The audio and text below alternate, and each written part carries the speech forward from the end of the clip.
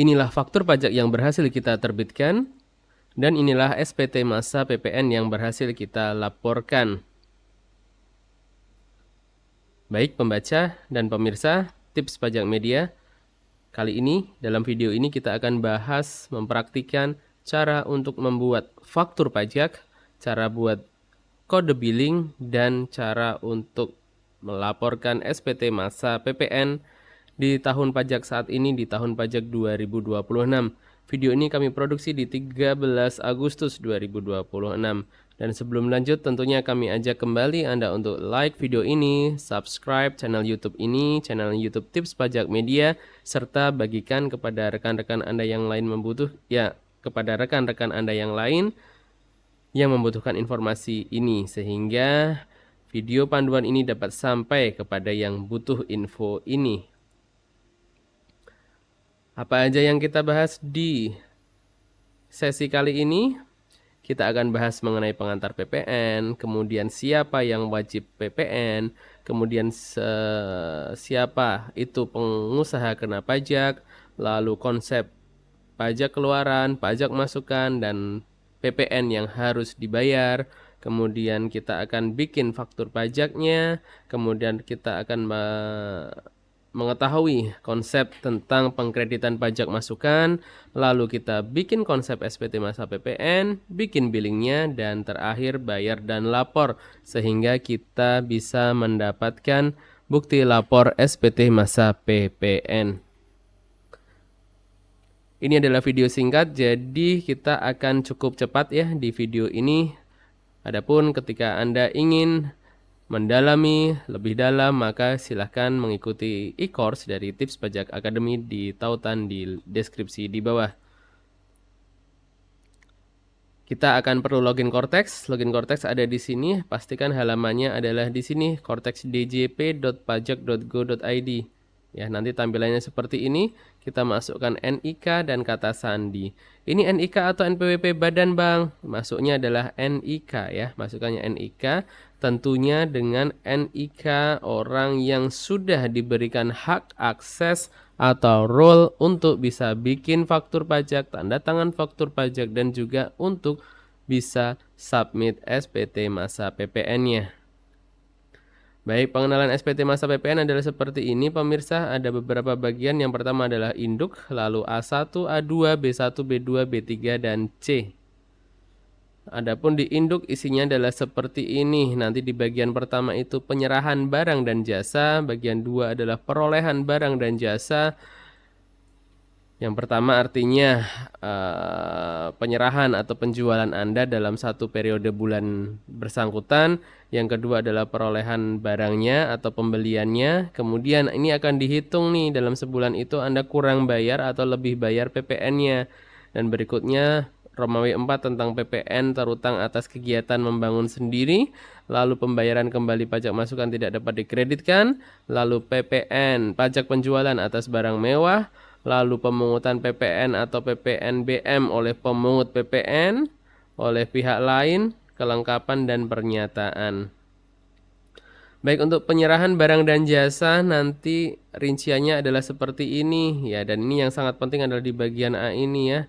Di bagian 1 ini ada ekspor jika Anda ekspor ya. Nomor 2 ini adalah penyerahan yang PPN atau PPNBM-nya harus dipungut sendiri dengan DPP nilai lain atau besaran tertentu dengan faktur pajak kode 04 dan 05. Ini yang menarik, nanti kita akan menyimak ya. Kita akan menyimak, loh Bang, kenapa penjualannya 1 juta namun DPP-nya tidak 1 juta, lalu mengapa PPN itu katanya 11% namun kenapa 12%, tapi tetap jatuhnya 11%. Nah, seperti itu kita akan simak nanti ya di video ini.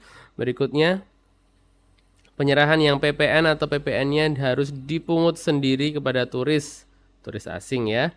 Kemudian penyerahan yang PPN atau PPNBM-nya harus dipungut sendiri lainnya dengan faktur 01, 09, dan 10. Kemudian penyerahan yang PPN-nya harus dipungut sendiri dengan faktur pajak yang dilaporkan secara digunggung. Nah, yang ini yang sering lagi adalah nomor 6. penyerahan yang PPN atau PPN dan PPNBM-nya harus dipungut oleh pemungut PPN dengan faktur 02 dan 03 ya. Kemudian penyerahan dengan kode 07 artinya penyerahan yang mendapatkan fasilitas PPN atau PPNBM tidak dipungut.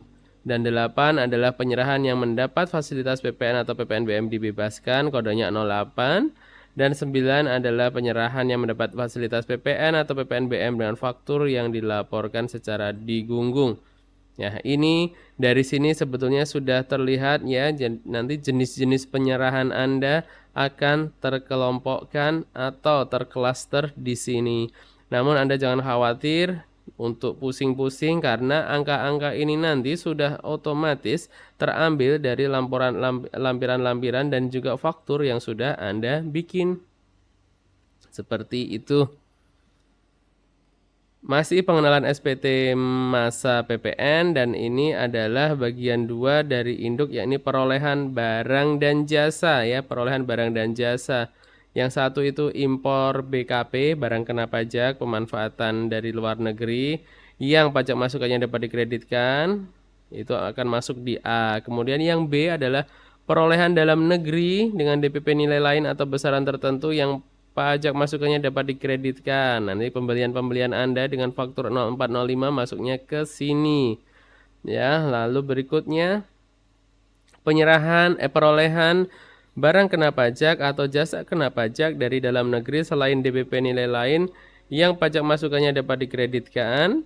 Lalu perolehan BKP atau JKP yang masukannya dapat dikreditkan. Lalu kompensasi kelebihan pajak masukan, hasil penghitungan kembali pajak masukan yang telah dikreditkan, jumlah pajak masukan yang dapat dikreditkan, impor atau perolehan BKP yang pajak masukannya tidak dikreditkan, kemudian impor atas perolehan BKP JKP dengan faktur pajak yang dilaporkan secara digunggung, dan jumlah perolehan. Dari sini nanti kelihatan ini perolehan Anda berapa, DPP nilai lain berapa, dan PPN-nya berapa. Nah, ini yang paling penting adalah PPN-nya. Kita kembali ke yang depan. Ini PPN yang Anda pungut, di depan ini adalah PPN yang Anda pungut, yang harus Anda pungut, ya.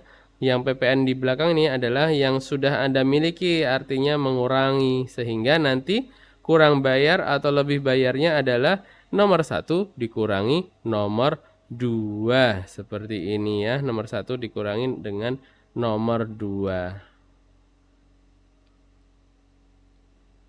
Di sini langsung kita lihat contoh kasusnya. Yang pertama A2 ini PPN-nya Anda harus memungut PPN 123.000. Namun di 6 ini juga ada penyerahan ke pemungut ya, penyerahan pemungut PPN-nya 3,6. Berapa yang harus dibayar dalam bulan ini? Apakah ini tambah ini? Betul, secara logika seperti itu. Namun kita harus lebih jeli bahwa karena ini dipungut oleh pemungut, maka artinya ini sudah tidak wajib Anda bayar karena Anda sudah dipungut oleh pemungut ya.